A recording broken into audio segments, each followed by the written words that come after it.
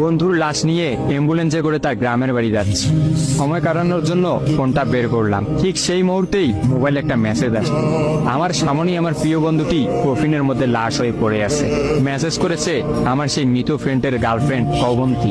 আমি মেসেজগুলো পড়া শুরু করলাম। ফাহাদ, আমাকে মাফ করে দিও। আমি যেই বাবার চোখের দিকে তাকিয়ে কখনো কথা বলতে পারিনি, সেই বাবা যখন অসহায়ের মতো আমার সামনে দুই হাত জোড়ে কান্না শুরু করতে লাগলো, তখন সেই বাবার ভালোবাসার কাছে আমাদের ভালোবাসা হার মেনে গেল। তাই আজ 11 দিন ধরে আমি অন্য মানুষের স্ত্রী। তোমাকে কথা দিয়েছিলাম জীবনের শেষ সময় পর্যন্ত তোমার সঙ্গে থাকবো।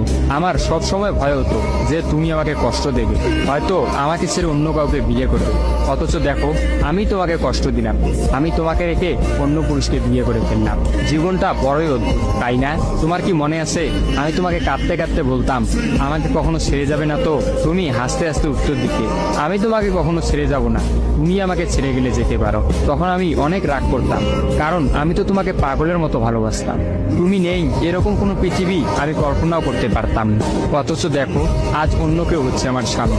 রোজ তার সাথে আমাকে ঘুমাতে হয়, ঘুম থেকে উঠে তার মুখটাই আমাকে দেখতে। মানুষের জীবন এমন কেন যে যাকে চায় যদি তাকে পায়? প্রকৃতির তাতে কি এমন আসে যায়? কেনই বা প্রকৃতি তাদেরকে কাঁদায়? হুট করেই সবকিছু হয়ে গেছিল, তাই আমি ইচ্ছে করেই তোমার সাথে যোগাযোগ বন্ধ করতেই আমার নাম্বারটা বন্ধ করলাম। বিয়ের দিন ভাইয়ের ফোন হাতে নিয়ে আমার ফেসবুক আইডিটাও ডিলিট করে দিলাম। তুমি অনেক কষ্ট পেয়েছো আমি জানি, যার সঙ্গে সারা জীবন কাটাবো ভেবেছিলাম তাকেই শেষমেশ কষ্ট দিলাম। আমার পরিবারের সবাই খুশি, আমার স্বামীটা অনেক ভালো, এখন পর্যন্ত যা ব্যবহার করেছে আমার ভালোই লেগেছে।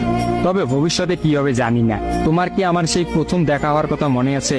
তবে সেটাই যে প্রথম দেখার, সেটাই যে শেষ দেখা হবে, এটা কখনোই ভাবতে পারি। আসলে মানুষের চিন্তার বাইরে যে কত কিছুই ঘটে, তাই না? সেদিন আমি তোমার সাথে 3 ঘন্টা ছিলাম, কিন্তু সেই 3 ঘন্টায় কেউ কাউকে স্পর্শও করিনি। কিন্তু তুমি যখন আমাকে তোমার রিক্সায় তুলে নিতে তোমার হাতটা বাড়িয়ে দিলে, তখন আমি তোমার হাতটা প্রথম স্পর্শ করেছিলাম। বিশ্বাস করো, সেদিন আমার কিছুতেই তোমার হাতটা ছাড়তে ইচ্ছা করছিল না। তোমার ঘরে আমার জন্য কিনে রাখা শাড়িগুলো নিশ্চয়ই এখনো আছে।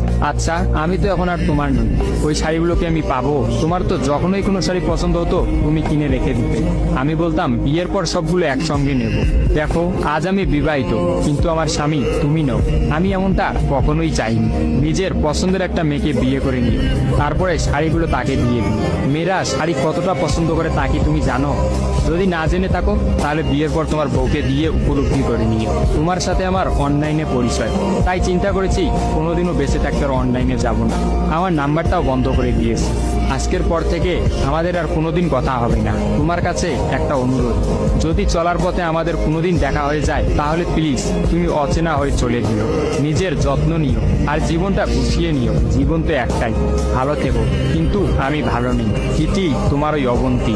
সবগুলো মেসেজ একত্রে পড়লাম। আমার সামনে চিরনিদ্রায় শুয়ে আছে ফাহাদ। অবন্তী পরপর 5 দিন অনলাইনে আসেনি এবং ফাহাদের সাথে কোনো যোগাযোগ করেনি। তখন এক রাতে অফিস থেকে ফিরে ফাহাদ রাগ করে তার ফোনটা আসার গিয়ে ভেঙে ফেলে। ভাঙা মোবাইল আর ঠিক করা হলো না।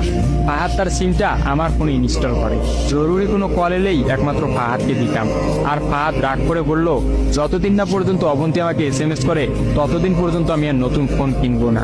মোবাইল ভাঙার 2 দিন পরেই ফাহাদের প্রচন্ড জ্বর আসে। একদিনের মধ্যেই ফাহাদকে হাসপাতালের মধ্যে ভর্তি করলাম। ডাক্তার পরীক্ষা নিরীক্ষা করে বলল ফাহাদের ডেঙ্গু জ্বর হয়েছে। তবে চিন্তার কোনো কারণ নেই। ডাক্তারের কথা বিশ্বাস করেছিলাম, কিন্তু ডাক্তার তো সবকিছুর খবর জানেন না। যিনি জানেন তিনি হচ্ছেন সৃষ্টিকর্তা। ফাহাদের হয়তো এই জ্বরকেই মৃত্যুর একটা ওসিলা বানিয়েছিলেন। যেই ডাক্তার বলেছিল চিন্তার কোনো কারণ নেই, আজ সকালে সেই ডাক্তারই ফাহাদকে মৃত ঘোষণা করলো। ফাহাদের আর জানা হলো না অবন্তীর কথা। আমিও অনেক ভেবে সিদ্ধান্ত নিলাম অবন্তীকে আর ফাহাদের মৃত্যুর খবরটা জানাবো না।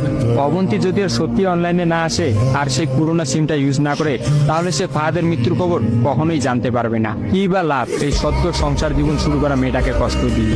অথচ আমি ভাবলাম সে হয়তো ভাববে ফাহাদ অনেক ভালো আছে। কোনো একদিন শাড়ি পরতে গিয়ে হয়তো অবন্তী ফাহাদের কথা চিন্তা করবে। সে হয়তো ভাববে ফাহাদের কিনা শাড়িগুলো হয়তো তার স্ত্রী পরে রোজ তার সামনে আসে, কিন্তু ফাহাদের সাদা কাফন পরে কবরে যাওয়ার ঘটনাটা না হয় তার অজানাই থাকে।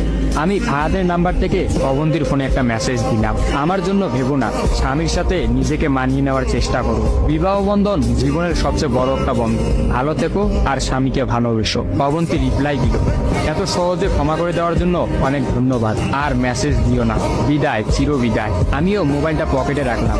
অ্যাম্বুলেন্স ততক্ষণে ফাহাদের বাড়ির সামনে পৌঁছে গেছে। কফিনে রাখা ফাহাদের মৃতদেহটা নেওয়ার জন্য সবাই দাঁড়িয়ে আছে।